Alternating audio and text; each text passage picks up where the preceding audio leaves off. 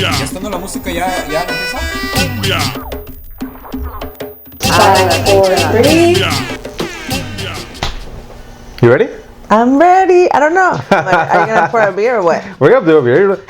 Welcome everybody. Welcome to the I Love Micheladas show. And we have today my sister, Paulina Lopez. The youngest. The youngest of the four of us. The youngest. One half of the Super Mamás. One half of the Super Mamás. Behind the scenes, Guelaguetza running stuff. Yeah. Keeping all the tape on and the chicle put on so things don't fall apart. Yeah, welcome, dude. Thank you, man. Thanks for coming on. Finally, he has me here. I had to beg him to have me here. I was like, can you have me on your show? Hi, Mama. And we have Choco, like always. She's the co-host. My favorite niece. Yeah. you can still say that. I can still say that. She's my favorite niece. My kids love her. And I think she knows me because she stays with me a lot. And my kids love her too. Right, Choco? ¿Te vas conmigo? Well, we brought for you some mango beer because I know you like the mango micheladas. Yes. And we got a Garage Brewing, and it's one of the first. We started doing the mango micheladas at Smorgasburg, and I think we're the first ones to ever do the mango michelada. Yeah, and we actually. And then at the Super Mamás social, it's kind of like when we saw. It's like how it's people, a hit. Yeah. It's a hit. All the mamas love the mango beer. So if you're a girl, you're a mama, just have the mango micheladas. Those are my favorite. Anybody, dude. I mean, even if you're a non-mom. They're I think they're light, and it just reminds me of mango con chile. Yeah. So I love it. This beer in particular, I really like the flavor really comes through. We used to do it with Mango Cart. Yeah. But then we tried this one, and personally I like it a lot more. But if you can't find it, Mango Cart is still good. Mango Cart is good. And I think we've had a Mango Cart here on before. It's available. Ramirez Liquor. Everywhere. That's mine. I don't know who that is. All right. Mírame. ¿Quieres cerveza? Real quick. Oh, it's my iPad. Cheers. Cheers. Cheers, everybody. Yeah. Oh my god. Yeah, it's really good. Yeah, it's so good, right? People should make more shows when you can drink. Brisa and I. You guys drink on your show? I mean, I don't know. We don't really drink on our show. Oh, you guys have micheladas. I mean, I remember the first episode you guys ever shot. Yeah. You guys had we had a whole bottle of wine. Yeah, you guys had You were in the room when we first started recording the Super Mamás. Yeah, and then I think we used to. How long ago was that already? 4 years ago. How many episodes do you guys have? 215 episodes. 215. So this is number 14 for us. 14, 13, 12, around there. Yay! Well, congratulations. Yeah, 215. We started. You were in the room. It was just wild. We never thought we had to get drunk because we didn't know. We had to just let it out, and then we just realized that it was like a therapy thing. Now that we're in our own headquarters, we don't drink because there's no one to give us beer. At the restaurant, it was different because the bar was there and was like, "Hey, let's have a michelada." But now it's different. I mean, we still have a fridge full of beer, but it's harder to drink. It's just never opened.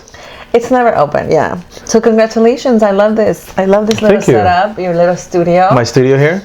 I love this. Our co-host. You know what? I love this because if you're nervous when you're here on the show, you just pet Choco and She's a therapy dog. She's here to make people kind of feel chill about it. Yeah, right. You know what's crazy about the Super Mamás? So we actually just got back from Chicago. Yeah. We flew out to Chicago. Shout out to Chicago. Shout out to Chicago, for coming out. It was amazing. It's a beautiful city. So much fun. So much fun. At the Bean, the famous Bean. We went to see the Bean. What's it called? Heaven's Gate? Cloud Gate. No, it's called Cloud Gate. The actual name. It's beautiful. We were gonna post a picture and put Beaners at the Bean. We just forgot. But we're at this book signing thing, meet and greet, and these people came out, and these Super Mamás came out, and she told you guys that when she hears you guys, it feels like she's talking to her sisters, or she feels like she's in conversation with her sisters. Yeah. And I feel like that's so cool. Where it's someone all the way in Chicago from this podcast that you guys started here in LA. It's so wild because it's happened to me a few times. It happened to me in Portland. One time I was walking with my husband last year, 2 years ago, and I was literally walking on the street and this girl said, "Oh my God, you're Paulina from Super Mamás." And I was like, that is so wild. It's happening in Vegas too, that people just recognize me, and it's crazy. I think it's crazy. It's I don't know. I don't know. I still feel I'm not really great. I don't know how to explain this because I'm not really great like in front of the camera. I think. Well, now I'm a little bit more comfortable, but the microphone. I remember it used to be. Yeah, and now it's when people hear me, I'm recognizing on the street. I'm like, that is insane. First of all, ya no puedo salir chancluda. I have to always do my hair and makeup because I'm like, but I'm like, and they recognize my husband too, which is really? crazy. They recognize him. People recognize him. People know a little bit too much about us, but it's fun. It's fun. I love the podcast. It's been great for me. It's been an outlet, like for me to let it out and just cope, and I love it. It's like this, right? It's like your creative side. Yeah. How do you feel about doing this? I just feel like it's a cool way for me to be able to hang out with people. Yeah, because like I just exactly. like every person we've had on here is just someone that I know. Yeah. And if I hadn't had them on here, I probably wouldn't have seen them for another 2-3 months. You hang out, you talk, and like for us, I've met so many amazing people that are the show. I mean, it's your 15, and you, but once you start bringing people, once you start bringing the people you don't know, it's incredible. I've learned so much about people, but also about myself, and I just think it's great, and I'm loving it. What's one of your most memorable episodes? Oh my God, there's been so many. I mean, I really love all the like couple. We had a couple therapists, we had a sex therapist, and it's fun. It's just funny. I love the ones where I can laugh. I love people there's certain people that I've met that they just walk in the room and you just feel so much peace when they're there that I'm like, that's what I want to be. That's what I'm striving to be. But yeah, like those kind of episodes, the inspiring ones, like the ones that are funny. I've met so many different people. I couldn't tell you that I have a favorite one, but yeah, I like the ones where we talk about like couples and life and like marriage and stuff. And marriage, because marriage is hard. I mean, well, not hard for you yet. You guys are honeymooners, but people keep saying that, but people have been saying that since we started dating. It's like, oh, you guys are still honeymoon. So it's I don't know. It is. I mean, I think when the challenge begins when you start having kids. Okay, here we go with the parenting. But it is. Once you start having kids, it's a challenge. I think like a lot of people, I've heard it more and more in our culture, like in Mexico and stuff. Like people are like, los que le falta es tener un hijo. Para que se componga. Lo que les falta es tener un hijo. When people have problems, I'm like, no, like having a kid is not a band-aid first, and having a kid really comes to literally physically be in the middle of you two. So if you don't have a stable relationship before it, because it happened to me, that we just had kids because we're like, okay, let's have kids, and they come to be apart from you. You take your eyes off each other, and then you focus on the baby. And I think it takes a while to reconnect and get back to your thing, but yeah, it's work, like everything else. It's just work. But I love when I can learn from people. That have been in the game of marriage for a while, because I think that's what we lack of in our community: good marriage role models. You guys have had a lot of like couples on there and therapists and stuff. What's been some of the best advice you've gotten? Communication. Communication is key. I think that, and also spending time alone. I think that a lot of marriages, once they have kids, don't spend time with each other. And alone, you mean alone, just the parents without kids? Without kids, traveling or dating. Having a michelada, having a drink, taking it. But you'd be surprised. Like I know couples that once they have kids, they haven't gone on a date in like 6 months. Yeah. That they haven't had sex in like 8 months. That haven't been alone for like months or a year. And then they're like, I don't know why we have so many problems. I'm like, well, maybe because you guys don't spend time with each other. So that's one of the things that I've learned the most, and that we always try to push that couples spend time with each other. And so like right now that you are just married, you guys spend all the time with each other. Yeah. You guys spend every minute, and so that's why you're like, oh, you guys are on the honeymoon stage. It's great. Because you guys just pick up and go and just go on a date and do this and then eat together. And like it's different. It changes. Well, it's more, I think, conscious, or it's more like purposeful. You have to like purposefully make the effort. We actually schedule our dates. Yeah. We have to actually schedule time with each other, and it's worked perfectly now. But now I feel like you schedule just everything better now. Oh my God, yeah. I couldn't live without a schedule. I'm still working on that. Oh my God, I couldn't live without a calendar. I just couldn't do life without a calendar now. I remember, like before we started the podcast, and I used to just be in the restaurant, and I mean, not just be at the restaurant, but I was at the restaurant and I wasn't really doing a lot of this. And I would say, oh, let's go out to dinner. And someone would say, well, I don't know, let me look at my schedule. I'd be like, qué mamón. I honestly was like, qué mamón. O sea, tiene que ver su schedule. And so now when people tell me, I feel like so conscious of telling them, I don't know, let me look at my schedule. So do you say something different or what do you say? Or do you just get over it? I just say like, well, let me check because my calendar is crazy. That means the same thing. Right? I don't know. But it is crazy. It is. I've been traveling. I came back yesterday. We came back from Chicago. I went home. I took a shower. I went straight to the restaurant. I had a meeting with our management. And after that, I went to pick up my kids because I hadn't seen them.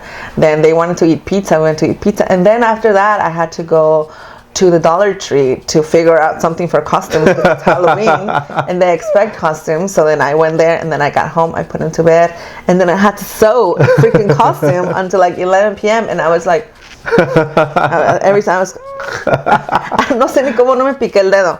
But, and then when I woke up, it was like 2 in the morning and I went to my bed, and then this morning all over again. So, and I had this and I have a call, and so I have to have everything super set up.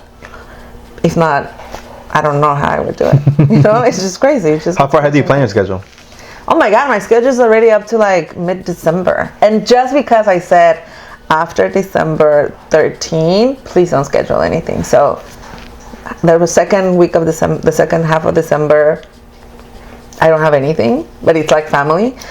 And then starting January, I already have things that I have to do. So it's crazy, but it's the only way that I'll be able to do it. And I also have to schedule time with the kids and with the family, all of those things. So schedule Michelada. This is why you come on the show. I drink a lot. No, I do not drink a lot. I need to stop saying that because people must think that I'm a drunk. We always say that. Like, do you guys really? We always say like, that's why we drink. That's why we drink. But you guys don't. Drink. We don't. Not that much. You guys drink like on the show, or I think when people see you drinking, that's the only time we're drinking. Yeah. Tomamos para la pantalla. Yeah. But Paola listens to the show. I know a lot of people who don't have kids listen to the show. A lot. I don't know why, but a lot of. But you guys talk about like things that I think people who know they're going to become parents one day. Yeah, I think I'm gonna say that I've said this a lot of times, but when I had Krista, which is your first kid? My first daughter. The first thing you told me that have stayed with me till this day said, oh, great. All you have to do now is keep it alive. And honestly, I was like, oh my God, yes, I have to keep this child alive. And then, I went through postpartum depression twice. And I grew up with this mentality of like, parenting is amazing. It's going to be amazing. So, and you hear the Hollywood version or the TV version or the telenovela version from Televisa, because I grew up in Oaxaca, and like the ¿cómo se llama? La Virgen de Guadalupe, that show, that image. How do you feel about telenovelas? Would you let your daughters watch telenovelas, seeing how the impact that it had kind of like on your perceptions of relationships and everything else, or is it just a thing where it's like another media? I don't know that they would be interested in watching telenovelas. Well, if they were. If they were, I had a party for the last episode of Destilando Amor. So I mean, yeah. I don't know. So you have nothing against novelas? I have nothing against them. I just really now years later, I see through the bullshit. I'm like, come on, stop doing that to people. Like, don't, and a lot of people are still in that mentality in Mexico. But yeah, I don't know what we're talking about, like making it hard for so I grew up with this lie of parenting. So I think what we do is like we just keep it real so people understand that it's not as easy as it seems, As it looks on TV. As it looks on TV. Not as seen on TV. It's really not as seen on TV. But we do it, and I think a lot of people, that's why when they meet me, I had this girl in San Diego last week when we went, that she approached me and she said, thank you for saying everything, because I was going through the same thing and I didn't know who to talk to. And she literally cried. And I feel like that is what makes it worth it. you know, like the crazy schedules, everything, seeing or somebody coming up to me and telling me that I helped them somehow, which is still so insane for me, or that hearing what we say or like as an expert or something really helped them go through something, that's just like, okay, I'll just gotta keep going and keep doing it, you know, it's worth it. It's worth it for me. So yeah, that's what happened. Like, and you know, that's why I love doing it. It's my it's a passion, no? Yeah, it's my relaxed time. I feel like even though it's work, it's my relaxed time. Like I don't have to like be on like 1,000 level stress all the time. I mean, I'm sure that's how you feel about this, or no? Well, that's cool, yeah. Yeah, just hang out, have a beer. Fun, right? Yeah, it's fun. That's why. And like behind the scenes, we shoot like a couple a day. I mean, that's like, I think someone was asking me about the process of it. I mean, we've only done a few, but it's like the first couple we would shoot weekly, but then it's like a lot of work. I think you guys did that too. You guys would do it weekly. We do it every week. And now we realize that everybody, like all the big podcasts, all the big shows, the way they do it, also they batch them, where you shoot a couple a day, and that way, you know, you're not like, because I have to set this up. I have to edit the show. Yeah. So it's like I have to also put that on my schedule because I have to edit all the shows. So I rather just do all of them, have everything, and just like do it, and then I don't have to think about it. And then what we do is we record the intro on the week that it's gonna publish, because that's like that's more topical. Like what's happening with us. But the actual interview we record a few. Well, I've been thinking about making this into a podcast, like actually having this longer, because right now it's like 15 to 30 minutes long. Oh, sorry. No, I mean, like we've had people going for 30 minutes, but it's just like we just talk. There's no format. Yeah, and it's But you guys purposely have a format, right? You guys have times. We have times, we have a format, we have a section called Pickup Tip of the Week. Would you suggest a format? I mean, if you're going to do it into a podcast, I think people are just get used to it and they expect it. That's what people have told me, but I feel like the way I consume media, it's like it doesn't matter. We think differently. You know, we think like girls. We want like, oh, I want to see. But not girls, because I'm not geared towards girls or guys. We are though. So that's what I'm saying. We want it, and then at the end, we have another one that's called like the fire questions, where we just throw questions at them and like. What are your fire questions? For example, one of them is like Ariel or Jasmine. Okay, you Ariel or Jasmine? Ariel. Ariel, why? Because when I was 8 years old and I came for the first time to the United States. That was the movie that was on the theaters, and I went to see it, and I went to an American theater with a huge, like, it was different than Oaxaca, and it just stuck with me. It's my favorite movie. Oh, really? Little Mermaid? You're excited for the sequel? For the new version? Sequel, yeah, I'm excited. I love it. I love remake. it. Yeah, I love it. I love that movie. What are the other questions? Another question is. So you guys ask like eyeliner or hoops? Eyeliner or hoops. What are you? Eyeliner. Eyeliner? Since high school, I know how to do it in the car. Yeah, actually, eyeliner and hoops. That's me. I love earrings. Another question is like sex or massage. You? Sex and then massage. Or like, what's your favorite taco? What's your favorite cocktail? What is your favorite taco? A mí me encanta el taco de buche. The buche? From where? There's a couple around here. That's true. Yeah, there's I love hella tacos here. I love taco de buche. I love like the cartilage. Oh, okay. The ear. Yeah. I love the ear. I love the cartilage. I like that like little crunchiness but soft. I like taco de lechon from Oaxaca, but that's like the best taco in the world to me. Yeah. I wish Oaxaca, I'm going to say taco de cabeza from Mitla. Really? You like it better than lechon? Oh my God. I mean, I haven't been to the lechon in a while, but that taco de cabeza from Mitla is, because it's so different. Yeah? It has frijol.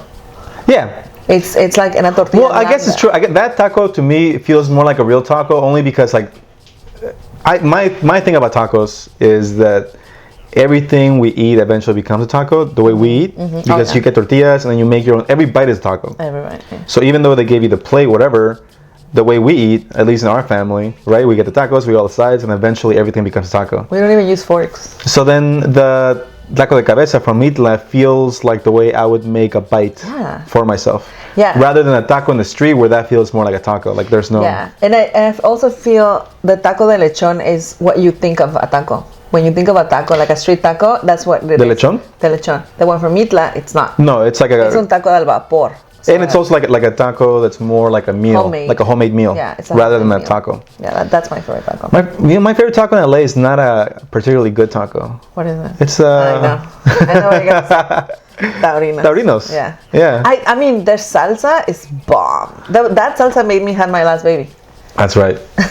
No, but Taurinos taco to me just because I feel like that's just what I grew up with, and then like after Mother's Day, after any big day at the restaurant, we would work till like 1 in the morning. We would go to Taurinos and get like 150 tacos for everybody. Yeah, and I think also back then there wasn't a lot of taquerias. Oh yeah, like back then now. there was a lot less. There was.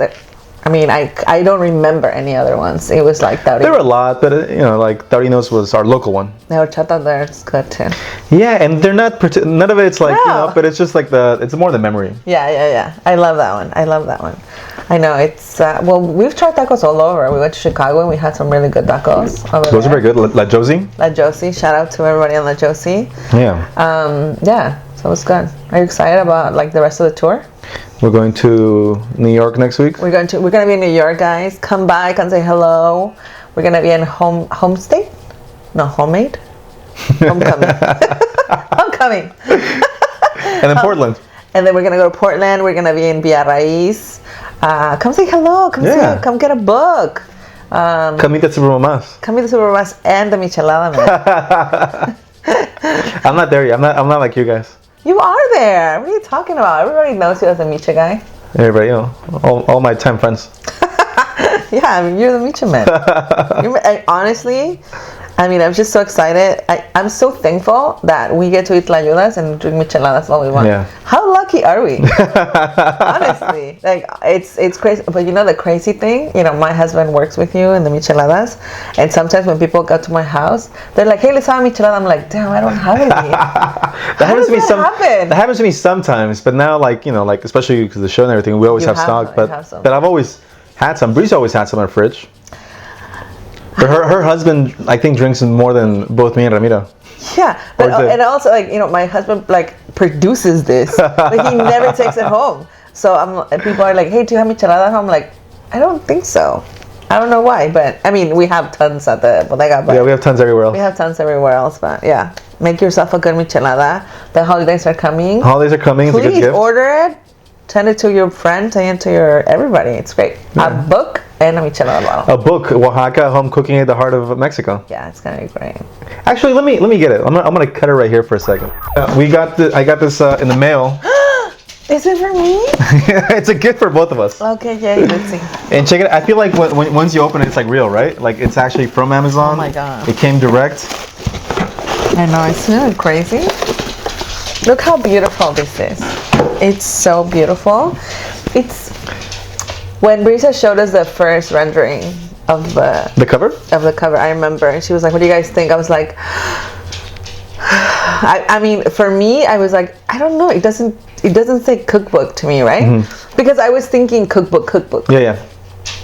And then later, when I saw the whole book, I was like, this is not only a cookbook. This is a book about so much more than just recipes. It's about family. It's about traditions. And it's also a beautiful book, like the pictures. Beautiful. It's like a work of art, and it's not just because it's our book, but I really feel everybody that has seen it, everybody that's come out to support us, has told us the same thing, like how beautiful the book is. And I think it's just a book that you can have in your living room, the coffee table book. The coffee table.